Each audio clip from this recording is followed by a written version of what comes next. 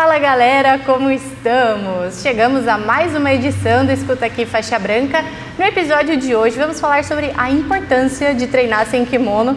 E eu trouxe o cara certo para falar sobre isso. Demian Maia, seja bem-vindo ao Jiu-Jitsu in Frames. Tudo bem? Tudo ótimo. Vamos falar então, principalmente para os faixas brancas, né, que estão começando agora e às vezes são meio emocionados até, né? A importância de treinar sem kimono, de não ficar só no jiu-jitsu com o kimono. Quero que você fale isso, que eu acho que você tem muita coisa para falar. Sim, eu particularmente sempre gostei dos dois e eu considero tudo jiu-jitsu, não existe diferenciação. Eu odeio a palavra submission, que as pessoas falam, porque jiu-jitsu foi treinado sem kimono desde que os Gracies começaram lá nos anos 30, entendeu? Sempre existiu o treino sem kimono e de kimono. A gente sempre teve essa pegada, né, da parte de luta mais na época de Vale Tudo, de MMA, do jiu-jitsu ser uma arte marcial e não só um esporte. Mas nem esse é o ponto. Eu acho que você desenvolve seu potencial todo quando você treina os dois. Você vai perceber o sem kimono, ele te dá um ajuste de posição assim que muito maior que o kimono, né? Você pegar um cara atlético, um cara explosivo, né, se tiver suado ainda, você tem que ser justo, entender muito o jiu-jitsu, entender o fundamento do jiu-jitsu para conseguir controlar as posições e não perder a posição. Então, essa eu acho que é a parte que ela te melhora muito os ataques e controles, né, o sem kimono.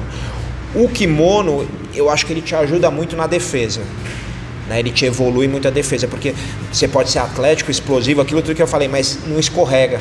Então, se você não fizer uma defesa de chave de braço direito, uma defesa de uma saída de quadril correta, técnica, quando o cara está nos seus 100 quilos, você não vai sair da posição só na raça, né, que nem muita gente sai.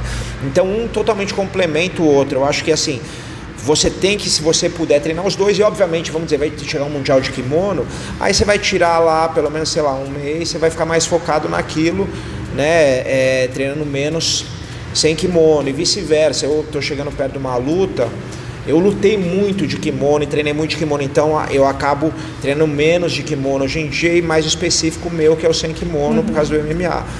Mas eu acho que principalmente quem está iniciando não pode se especializar em um ou outro. Se quiser lá pra frente de faixa preta, já depois de um monte de competição, quiser lutar só sem kimono, treinar só sem kimono ou vice-versa, aí tudo bem, mas você já obteve, né, os benefícios dos dois.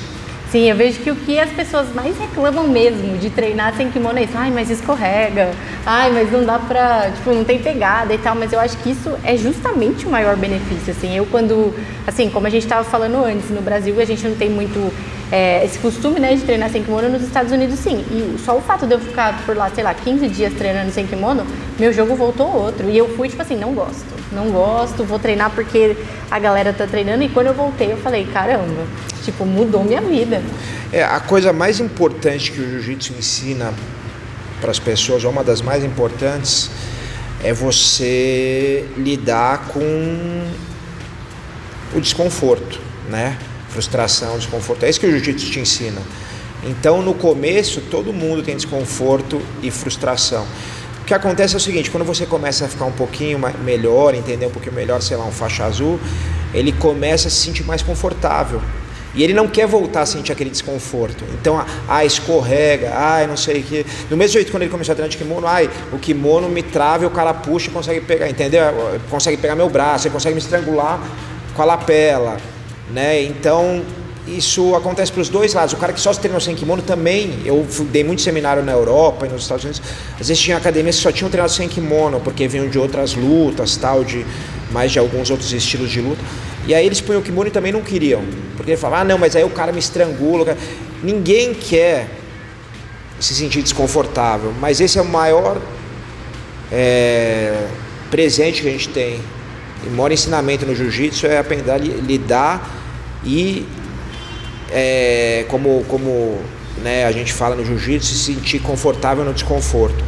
Então, se você não tem isso, acho que você está perdendo muito do que o jiu-jitsu pode te oferecer, não só como técnica, mas como estilo de vida também e evolução pessoal. Sim, eu acredito que quando você pega o gostinho, você deslancha também, né? Porque Exato, quando você começa a até mesmo se você for ver o faixa branca, né? Que começa, geralmente começa com kimono e tal. Cara, às vezes ele não quer ir no treino porque ele acha que ele vai só apanhar, né? E sem kimono é a mesma coisa. Eu acho que isso vem muito dos professores também. A gente teve a sorte, graças a Deus, o Fábio veio dessa escola, da linhagem do Hollis lá, então a gente teve muito treino sem kimono. Basicamente era assim, a gente treinava de kimono durante o ano e aí tirava o kimono uma vez na semana, tipo na sexta ou no sábado. E aí no verão, né, começava em dezembro, a gente treinava sem kimono segunda, quarta, sexta e terça e quinta de kimono. Então a gente treinava mais sem kimono do que com no verão.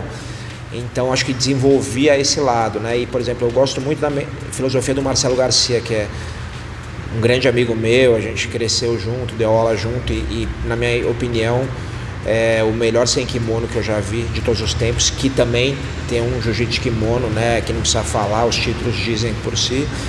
E na academia dele, ele tem essa filosofia de treinar meio a meio. Então, todos os alunos dele, o Matheus Diniz, o Bernardo, na época que estava lá, né, antes de se aposentar, que foi campeão mundial absoluto e no peso, o Matheus, que é campeão da DCC no 88, todos eles treinam com e sem kimono, exatamente meio a meio, entendeu?